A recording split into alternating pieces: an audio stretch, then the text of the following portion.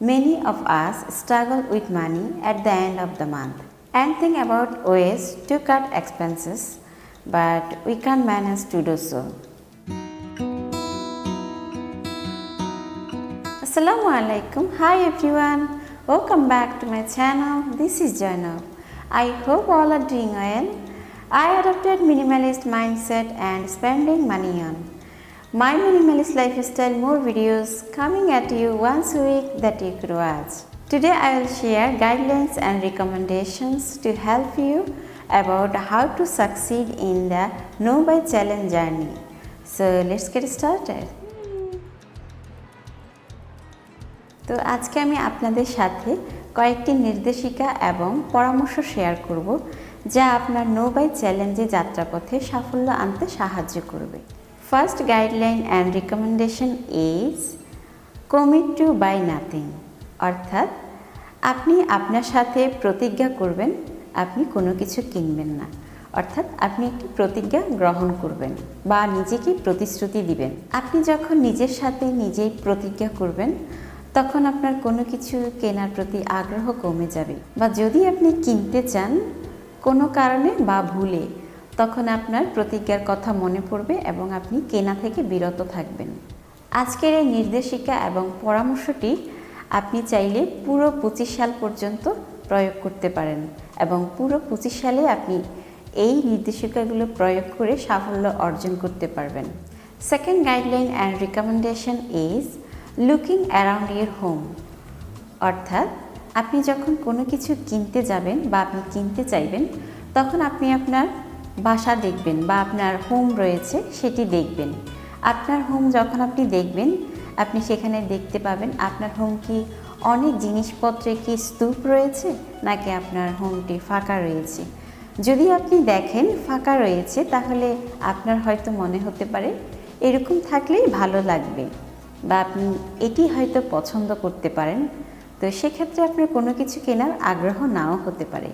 আর যদি আপনি দেখেন আপনার বাসায় অনেক জিনিসপত্র রয়েছে যেগুলো মনে হবে স্তূপ রয়েছে, তখন হয়তো আপনার কোনো কিছু কেনার আগ্রহ হবে না বা আপনি ভাববেন আপনি কি নতুন করে কোনো স্ট্রেস বাড়াতে চাচ্ছেন। কেননা আপনি যখন কোনো কিছু কিনবেন সেটি তো অবশ্যই আপনার বাসায় রাখবেন, হয়তো ওয়ার্ড্রপে রাখবেন বা কোনো একটি জায়গায় রাখবেন।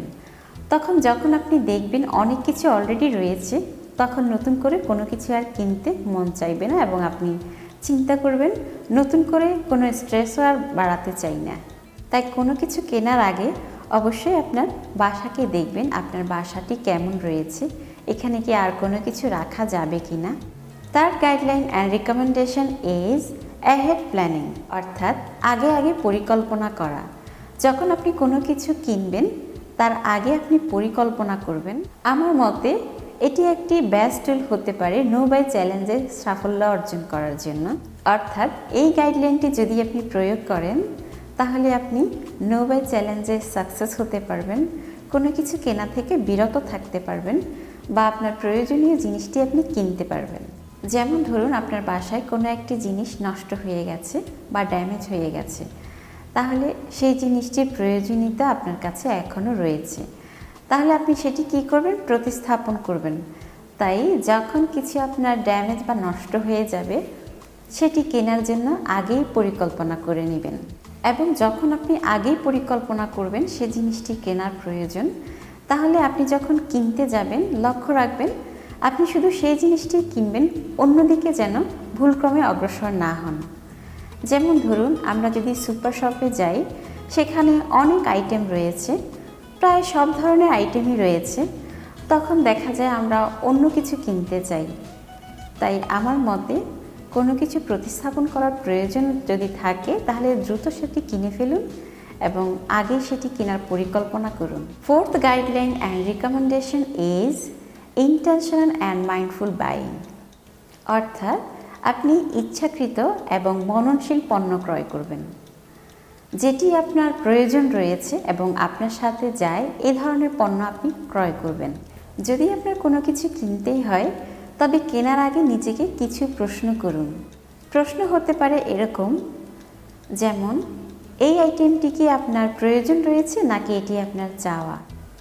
প্রশ্ন হতে পারে এরকম, এই আইটেমটির কি বিকল্প আমার বাসায় ইতিমধ্যে আরেকটি রয়েছে? এই আইটেমটি আমার ব্যক্তিগত জীবনের সাথে সারিবদ্ধ কিনা, অর্থাৎ আমার জীবনের সাথে যায় কিনা, এটি কি আমার জীবনকে উন্নত করবে? এরকম কয়েকটি প্রশ্ন যদি আপনি আপনাকে করেন তাহলে আপনি সঠিক অ্যান্সারটি পেয়ে যাবেন। যদিও আপনার কাছে মনে হচ্ছে অনেকগুলো প্রশ্ন, কিভাবে আমি নিজেকে করব, এতগুলো কি আপনার মনে থাকবে? যখন আপনি কিনতে যাবেন, যদি আপনি এভাবে অভ্যাস করে থাকেন তাহলে সবগুলো প্রশ্ন আপনার মধ্যে থাকবে। যে কোনো একটি প্রশ্ন যদি আপনাকে নিষেধ করে তাহলে আপনি সেই পণ্যটি কিনবেন না, বা কেনার প্রতি যে আগ্রহ ছিল সেটিও থাকবে না। এছাড়া আরও দুটি গুরুত্বপূর্ণ প্রশ্ন রয়েছে, সেগুলো হচ্ছে, এটি কি আমার অর্থের উপর কোনো প্রভাব ফেলবে, বা এটি কি আমার বাড়ির উপর কোনো প্রভাব ফেলবে? এরকম হতে পারে পণ্যটি আপনার বাড়িতে নাও মানাতে পারে, বা আপনার বাড়িতে জায়গা নাও থাকতে পারে সেই পণ্যটি রাখার। আর যেটি আপনার অর্থের উপর প্রভাব ফেলতে পারে সেটি হলো এরকম, সেই জিনিসটি কেনার কারণে আপনার অর্থের ঘাটতি দেখা দিতে পারে, বা সেটি কেনার কারণে আপনার অর্থ কমে যেতে পারে, বা সেই মাসে আপনার অর্থ সংকট দেখা দিতে পারে। তাই কেনার সময় এই প্রশ্নগুলো একটু চিন্তা করবেন। Fifth guideline and recommendation is create friction, অর্থাৎ আমরা কোনো কিছু কিনবো এটা ভাবি, কিন্তু কিনবো না যদি এটা ভাবি, তো এ ধরনের ফ্রিকশন আপনি তৈরি করবেন। আমরা কিন্তু প্রতি মাসেই ভাবি এই মাসে এটি কিনবো, তো যদি আপনি সেই মাসে এই কেনার কথার পরিবর্তে ভাবেন এই মাসে আমি এটি কিনবো না, তাহলে আপনি যদি কয়েকটি মাস পরেও সেটি কিনেন তাহলে সময়ের মূল্যের সাথে আপনি যেই জিনিসটি কিনতে চেয়েছিলেন এখনই, সেটি যখন পরে কিনবেন তাহলে আপনার সেই সময়ের মূল্যের সাথে অনেক টাকা আপনি সেভ করতে পারবেন, এবং সেই জিনিসটি আপনি আরও কয়েকদিন ব্যবহার করতে পারবেন। সব থেকে বড় বিষয়টি হলো, যদি আপনি অনেক কিছু কেনেন বা সবসময় আপনার যদি কেনার অভ্যাস থাকে তাহলে দেখবেন আপনার ধীরে ধীরে স্ট্রেস শুধু বেড়েই চলেছে। স্ট্রেস কমানোর জন্য ফার্স্ট পদক্ষেপ হচ্ছে কম জিনিসপত্র কেনা, কম জিনিসের মধ্যে থাকা। ক্রিয়েট ফ্রিকশনে আরও কয়েকটি ধাপ রয়েছে, যেমন ধরুন, যদি আপনি বিপণন বার্তাগুলোতে আপ্লুত না হন তবে হয়তো আপনি আরও অনেক কিছু না কেনার জন্য নিজেকে অনুপ্রাণিত করতে পারবেন। এছাড়াও কেনাকাটার জন্য বিভিন্ন ধরনের অ্যাপস রয়েছে, সেগুলো আপনি আনইনস্টল করে দিবেন বা আনসাবস্ক্রাইব করে দিবেন। Remove buying motivational Facebook group, তবে সোশ্যাল মিডিয়াতে আমরা চাইলে একটি গ্রুপ তৈরি করতে পারি। যেহেতু অনেক গ্রুপ রয়েছে, যেমন আপনার স্বাস্থ্য ভালো থাকার জন্য গ্রুপ রয়েছে, আপনার সৌন্দর্যের জন্য গ্রুপ রয়েছে, তো আমরাও চাইলে কোনো একটি গ্রুপ তৈরি করতে পারি, যেমন no buy challenge, save money, এ ধরনের কোনো গ্রুপ তৈরি করতে পারি। তাহলে অন্যকেও আমরা না কেনার জন্য অনুপ্রাণিত করতে পারি, বা তাকেও আমরা টাকা সেভ করার জন্য উৎসাহিত করতে পারি।